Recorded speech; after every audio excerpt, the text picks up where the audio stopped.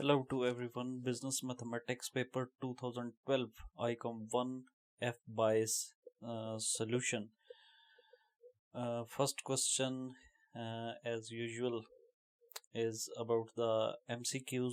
So first objective is the equality of two ratios is called four options: proportion, direct proportion, indirect, and percentage. Correct option is proportion. Proportion is always the equality of two ratios. Second objective is 250 is 2.5% of rupees. So 250 is 2.5%. It means that 250 is 2.5 equal parts. So if we have one part, we just simply multiply with 100 to get the correct answer. So 250 divided by 2.5 multiply by 100. Correct option is 10,000. The smallest terms of 4 to 9 to 1 by 3 are, correct option is 4 to 3. 3 ones are 3 and 3 threes are 9. So correct option will be 4 by 3. Rupees 5,000 double itself in 5 years at the rate of 20%. If you can solve this through the formula of simple interest, rupees 5,000 is principal amount, and if it doubles itself in 5 years, then simple interest will also be 5,000.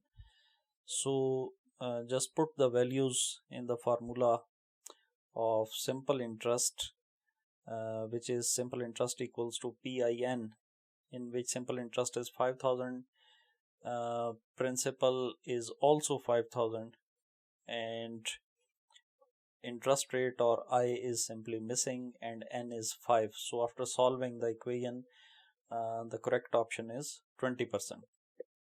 Objective 5 is that if the payment starts on a certain date and continues for indefinite period, then it is called, correct option is perpetuity, because in case of annuity, simple interest, compound interest,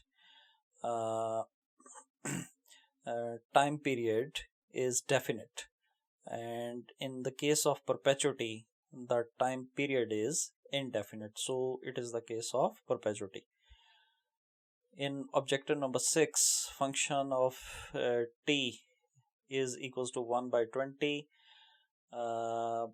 Correct option is constant function, because there is no variable in this equation, so it is a constant function. The roots of ax square plus bx plus c equals to 0 are real and unequal if correct option is b square is greater than 4ac. In fact, the equation for roots is equals to b square minus 4ac. So you should consult your chapter related to quadratic equations, in which there are 3 to 4 forms are given, in which real and equal and real and unequal,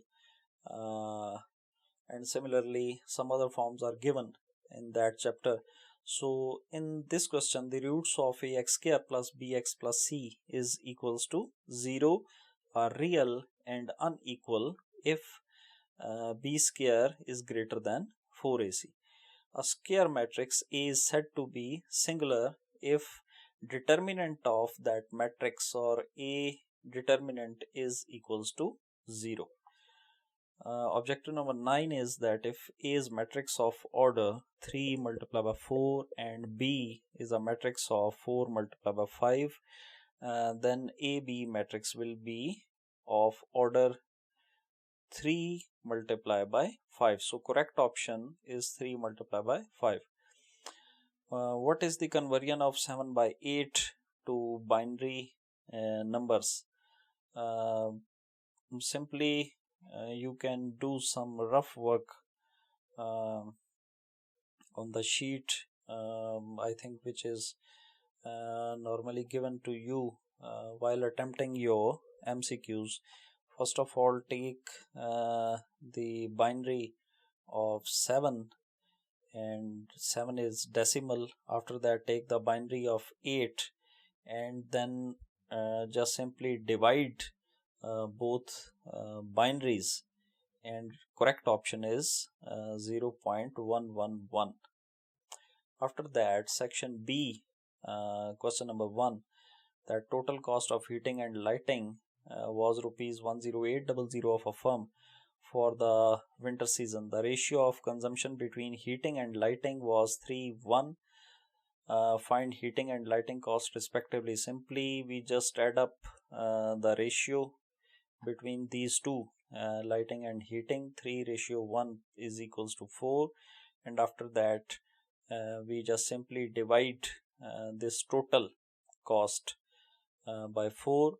If we multiply by 3, it will be the cost of lighting, and if we multiply it with 1, it will be the cost of heating. Second question is that on cut price shop, the price of a pair of shoes was rupees 350, which is 30% less of actual price. Find the original price. Simply it is the case which is below the cost, and cost is always 100%, so it is the case of below the cost. Then we just simply subtract, it means which is 30% less of actual price, so it means 350 is 70 equal parts, because it is below than actual cost. So find the original price. So 350 divided by 70 multiplied by 100. So the original price is 500.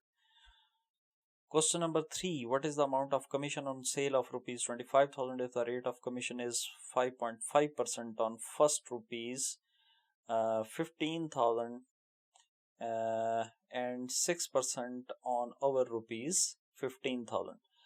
What is the amount of commission on sale? If sale is 25,000, rate of commission is 5.5% on first 15,000 and 6% on over rupees 15,000. So first of all, we take the 5.5% of 15,000, which is equals to 825. After that, on remaining 10,000, we take the 6%, so which will produce 600, and total is 1425. Next question is find the market equilibrium point for the following supply and demand functions.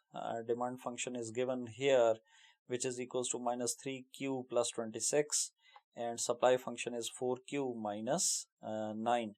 Equilibrium is the point at which demand and supply intersects with each other or equals to each other. So simply we just equalize these two, demand and supply, and after putting the equations or data in this equation, minus 3q plus 26 equals to 4q minus 9, just take the variables on to the left side and constant to the right side, and minus 3q minus 4q equals to minus 7q, and minus 9 minus 26 equals to minus 35, and minus on both sides will be eliminated, and 7 is multiplying here. On the other side of the equation, it will be divided, so q equals to 35 by 7, which will produce 5. So put q equals to 5 in both equations to find price of equilibrium and prove. Question is solved here, but if we want to prove that, just put this q into the demand function and supply function, and you will notice that demand will be so demand price at 5 units is 11, and supply P equals to 11, so supply price at 5 units is equals to 11. After that, question number 5 is calculate compound interest earned for rupees 5,000 invested for 6 years at the rate of 7% per annum. Formula for compound interest is P multiplied by 1 plus I raised to power n minus P. So 5,000 is P, which is invested amount for 6 years. N is 6 and rate of interest is 7% per annum. So after putting the values in the formula, compound interest will be 2503.65. Question number 7, that solve for x, 2x minus 4 over 5x plus 2 equals to 4x minus 8 over 10x plus 3. Just simply cross multiply these both equations.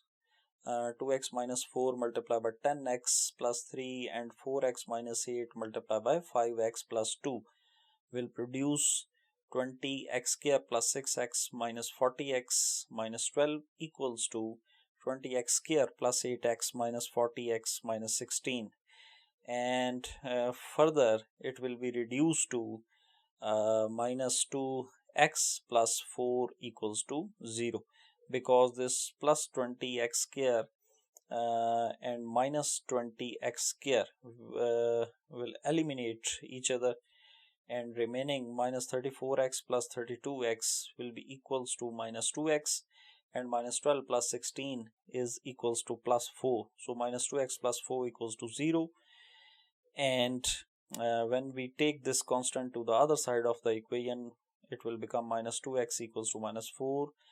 Minus on both sides will be eliminated, and 2, which is multiplying here, will be divided to the other side of the equation. So x equals to 4 by 2, and finally x equals to 2.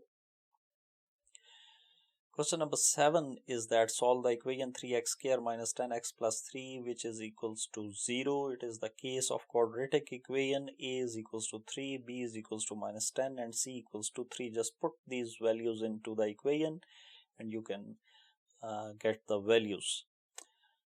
Question number 8 is that a bag of cement and 3 bags of sand weigh 19 kg and 4 bags of cement and 2 bags of sand weigh 25 kg. Find the weight of a bag of cement and of a bag of sand. It is simply the case of simultaneous linear equations. You can make the equations through this statement that a bag of cement, if cement is represented by x and sand is represented by y, then just first of all prepare the equation that a bag of cement, which means 1x, and 3 bags of sand, which means 3y, weigh 19 kg equals to 19. So it will be the first equation, and 4 bags of cement means 4x and 2 bags of sand mean 2y equals to 25 kg. So after preparing the equations, just simply eliminate the one variable and solve the other variable, and after taking the value of other variable, just put the value of that other variable into any equation to solve the remaining variable value. So if we multiply equation by 4, first equation, if it is multiplied by 4, it will become 4x plus 12y equals to 76, and just replace the signs, and first variable x will be eliminated here, 4x plus 4x and minus 4x, and 12y minus 2y equals to 10y, and 76 minus 25 will be equals to 51. So y is equals to 51 divided by 10, that will be equals to 5.1. After putting the value in any equation between these two, we can get the value of x. So put y equals to 5.1 in any equation to get the value of x. So x plus 3y equals to 19. Just put the value here. Y, instead of y we can place 5.1, which is the value of y, and after solving it, x will be 3.7. In question number 9, find the value of the following by changing into decimal system. 945 which is in the decimal form plus 1111 which is in the binary form. So first of all we find out the binary of that decimal 945 which is given here. So binary is 1110110001, and after taking that binary we just add up in this binary 1111 and take the answer. In B, as you are seeing here, that first one is in the form of binary and second one is the form of decimal. So we just take the decimal into binary, and the binary is 10100, and after subtracting this one out of this one, we can take the answer 11011. Question number 10, find multiplicative inverse of the matrix A, 4 minus 7 8 11, and prove that A multiplied by A inverse equals to identity matrix. So A inverse is equals to adjoint of A divided by A determinant. Adjoint of A is equals to 11, 7, minus 8 and 4. We just simply replace these values 4 by 11 and 11 by 4, and just change the sign of these two values. Minus 7 will turn to plus 7 and plus 8 will turn to minus 8, and that is the that is equals to the adjoint of A. And A determinant is simply the cross multiplication and subtraction of matrix A. So 4 multiplied by 11 minus 7 multiplied by 8, and the result will be equals to 100. So after putting the values into the formula, adjoint of A divided by A determinant, 11, 7 minus 8, 4 divided by 100, and when we take this 100 to the same side of the equation, it will turn to the 1 by 100, and it will turn to the multiplication from division. So 1 by 100 multiplied by 11, 7 minus 8 and 4, and further we can divide this to reduce its form, that 11 by 100, 7 by 100, minus 8 by 100 and 4 by 100. And finally A inverse is equals to 0.11, 0.07, minus 0.08 and 0.04, and after taking the inverse we just simply multiply this A inverse with matrix A.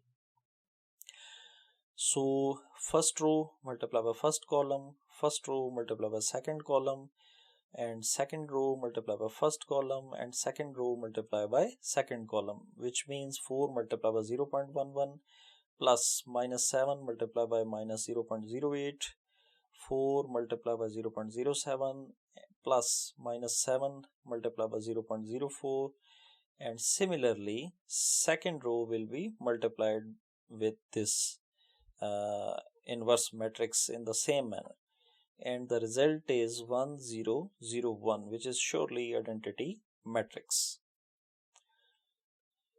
Question number 11, that find the value of x when 8, x2 and 4 is a singular matrix. Singular matrix is a matrix in which determinant of that matrix should be equals to 0.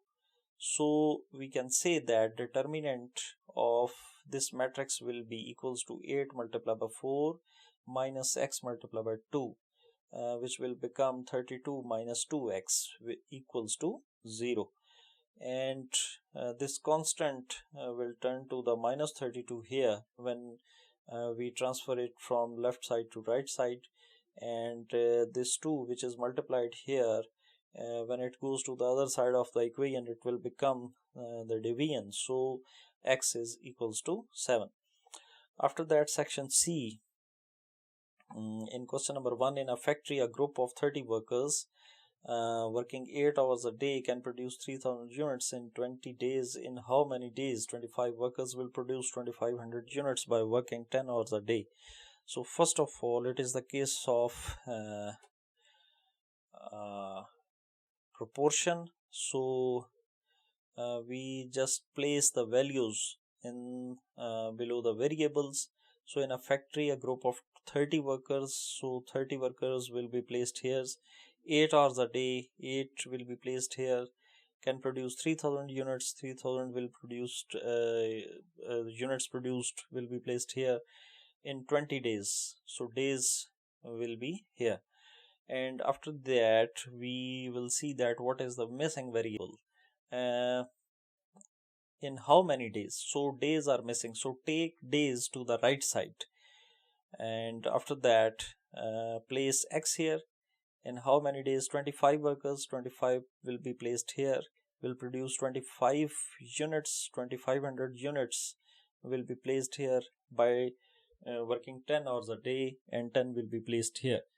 After that,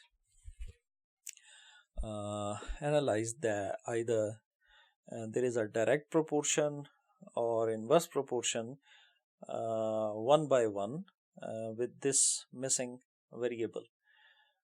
So here workers and days have inverse relation, because if there are more workers, less days will be consumed. So it is the case of inverse relation. So just replace these values.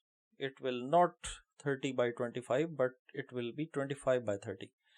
After that, hours and days have direct relation, inverse relation. If we work more hours a day, we need less days to finish our work. So it is the case of inverse relation. So we just replace these values, 10 by 8. After that, what is the relation of units with days? If we work more days, we will produce more units. So it is the case of direct proportion. So values will be same as these are given here, 3000 divided by 2500. So logic is very simple, that if each variable has inverse relation with missing variable, we will just opposite the values, and if there is direct relation of one variable with the missing variable, then we place same values as in the case of units. So after arranging these values into the division form, just simply multiply with this sequence: 25 multiplied by 10 multiplied by 3000 multiplied by x, and 30 multiplied by 8 multiplied by 2500 multiplied by 20. So after this multiplication, result is 16 days. In B, a radio set cost a manufacturer rupees 1200 to produce it, and he sells it to a retailer for rupees 1500. Find his markup percent on cost. So simply cost is 1200, selling price is 1500. So profit is surely 300. 1500 minus 1200. So 300 is 25% of 1200. So simply we can calculate 300 divided by 1200 multiplied by 100, and the answer is 25%. In question number 4, in how many years the sum of rupees 3000 would amount rupees 481407 at 6% compounded semi-annually? So it is the case of compound interest, in which the formula for amount or future value is p multiplied by 1 plus I raised to power n. So amount or future value is 4814.07, and present value is 3000, or principal amount is 3000, and 6% compounded semi-annually interest rate is 3% because 6% is for 1 year, and if we take semi-annual it will be divided by 2, so it will be 0.03, and in simply n is missing here. So after putting the values in this equation, it will be simplified here. 1.60469 equals to 1.03 raised to power n. Here we want to calculate this n. So n is present in the form of power. So to take that power below, we just take the log on both sides. So log of 1.60469 equals to n multiplied by log of 1.03. So after taking the log of 1.03 and 1.60469, it will become 0.01283 and 0.20539. So this value is just multiplied with n, and when we take this value to the other side of the equation, it will be divided and the result is 16. So n will be 16 semi-annual payments. B part, if rupees 300 are deposited at the beginning of each quarter in an account which earns interest if the rate of 8% compounded quarterly, what will be the amount after the end of 3.5 years? If rupees 300 are deposited at the beginning of each quarter, so it is the case of multiple deposits, so surely it is the case of annuity, and after that deposited at the beginning of each quarter, so it is the case of annuity due in an account which earns interest if the rate is 8% compounded quarterly. So 8% is annual, it will be divided by 4 because there are 4 quarters in 1 year, and interest rate will be 2%, and after taking the fraction it will become 0.02. What will be the amount after the end of future values required here, and what is the amount after the end of 3.5 years? So in 3.5 years there are 14 quarters because there are 4 quarters in 1 year. So 3 year consists 12 quarters and half year consists 2, so 12 plus 2, 14 years. So after taking the formula, which is equals to 1 plus I raised to power n minus 1 divided by I multiplied by 1 plus I. Here 300 deposited at the beginning of each quarter, so it is the case of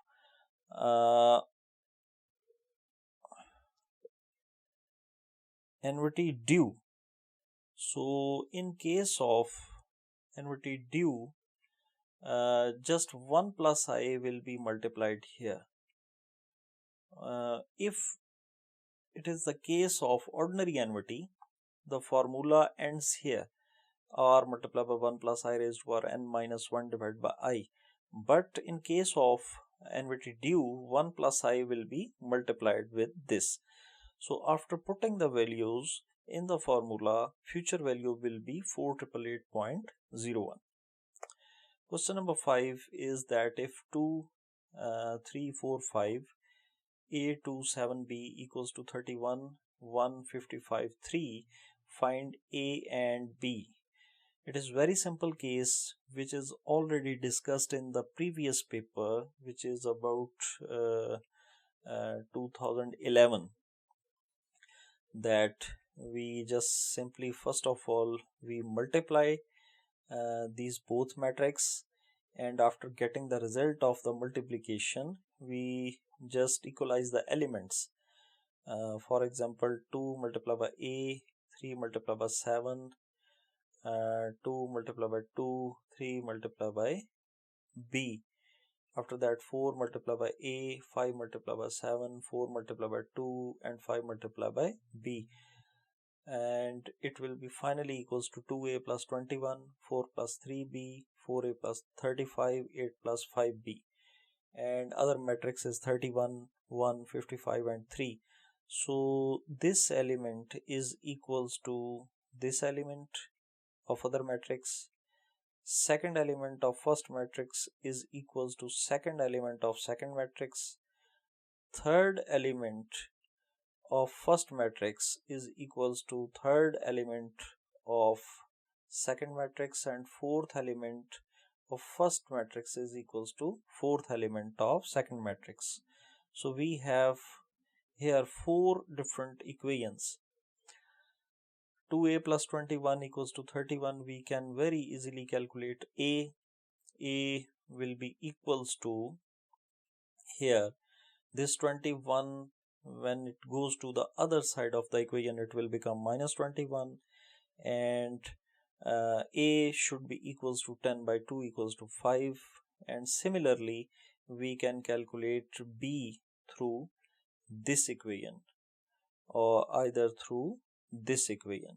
So a will be equals to 5 and b will be equals to minus 1. B part, a manufacturer produces and sells a product with monthly revenue Rx equals to 10x and Cx equals to 2.50x plus 1200. How many units must be produced each month to?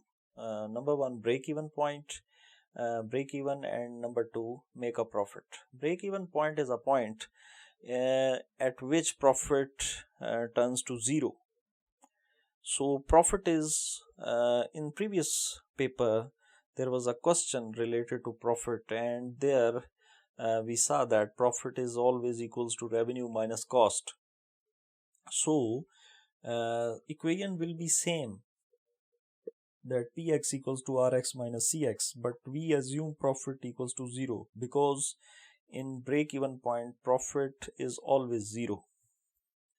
After putting the values, that revenue function is 10x and cost function is 2.50x plus 1200, and after just solving this, x is 160. So if we produce 160 units, it will be the break-even point. So to get the profit, we will have to produce and sell more than 160 unit, and if we produce less than 160 unit, it will be loss. So at 160 unit there is a break-even point, which means there is no profit, no loss, and if firm produce units greater than 160 and sell them, it will attain profit.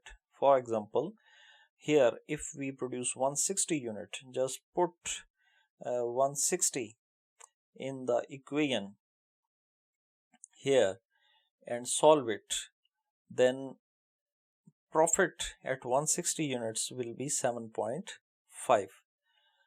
Similarly, if you want to confirm that, you just put 159 units or 150 or 158 units in this equation, and you will see that there is no profit but loss. So 160 unit is a break-even point. So if we want to make a profit, we will have to produce and sell more than 160 units. So that is the end of the paper 2012. Thank you.